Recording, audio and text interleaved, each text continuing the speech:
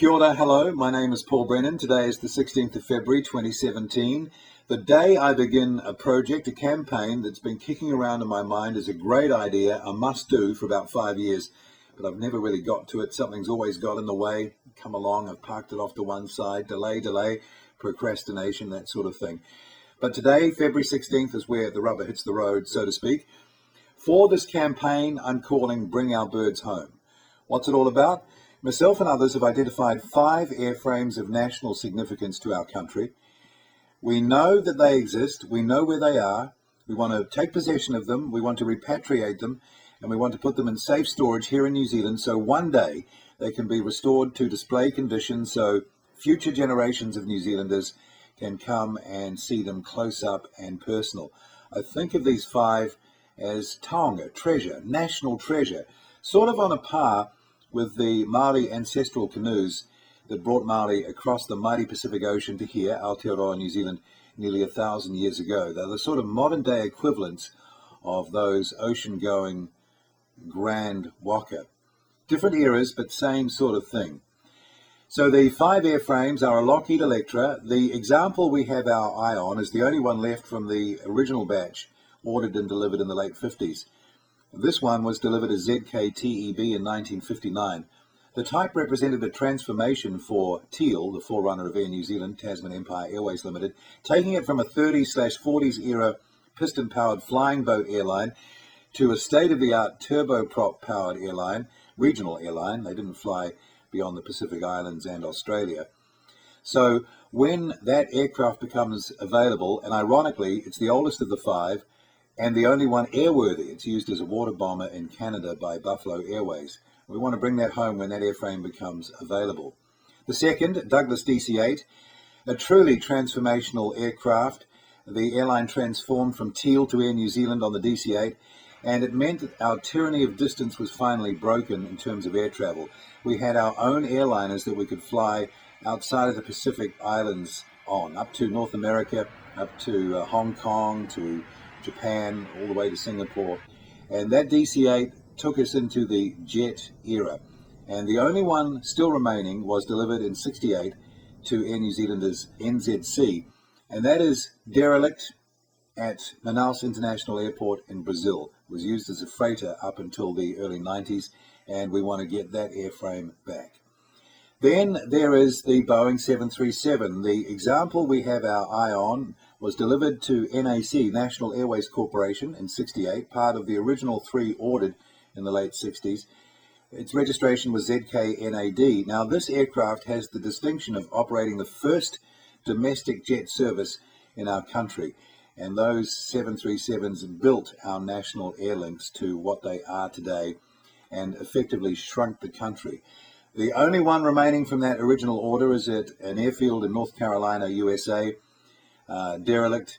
We want to bring that airframe home. Then there is the Douglas or McDonnell Douglas DC-10. The wide-bodied era arrived in New Zealand with the DC-10, ordered in the early 70s. The example we have our eye on was the last of the order, delivered in 1976 as NZS. And this is derelict at Havana International Airport in Cuba. Of course, the DC-10 has a big place in New Zealand history. We know why. Also, though, many an OE would have started on an Air New Zealand DC-10, and it took our airline all the way to London. So we stretched our wings, and we covered more of the globe with the DC-10. Then, of course, after the DC-10 era came the 747. 5 747-200s were ordered by Air New Zealand. The final one delivered was ZKNZZ, and that still exists in a rather derelict, broken condition, but nonetheless it still exists at Rome International Airport after operating for Virgin and then Transaero, a Russian airline, after it finished service with Air New Zealand in the late 90s. And of course, hundreds of thousands, if not millions of Kiwis have travelled on a 747, an Air New Zealand 747, to somewhere overseas. They played a huge part in growing our tourism industry to what it is now. And of course, everyone recognizes a 747. So that would complete the 5 frames that we want to get back to New Zealand.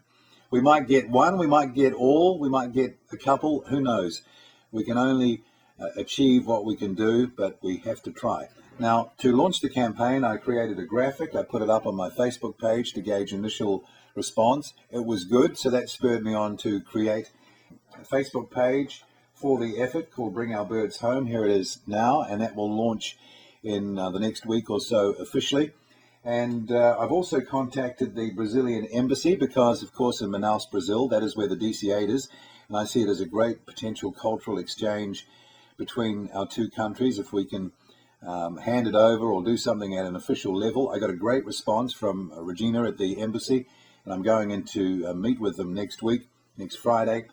They say here that they think it's a great project. They're really interested in the repatriation project and would like to participate any way they could after finding out what I'm thinking of doing. So that's great. I can't wait to meet them. Also, I've contacted Motat, who are a natural partner. And yeah, that's it. I'm sort of launching this thing. I'm getting underway as of today. It's exciting. I got a good feeling about it. I know that people will support that, and we're going to put an online giving page up and hopefully raise a bit of money so I can go and do a bit of traveling and get around these airframes and do some deals. So watch this space, and I'll progressively update progress via video, and hopefully we'll get your support for this, I think, very worthy cause. The window of opportunity for this is closing quickly. It will shut.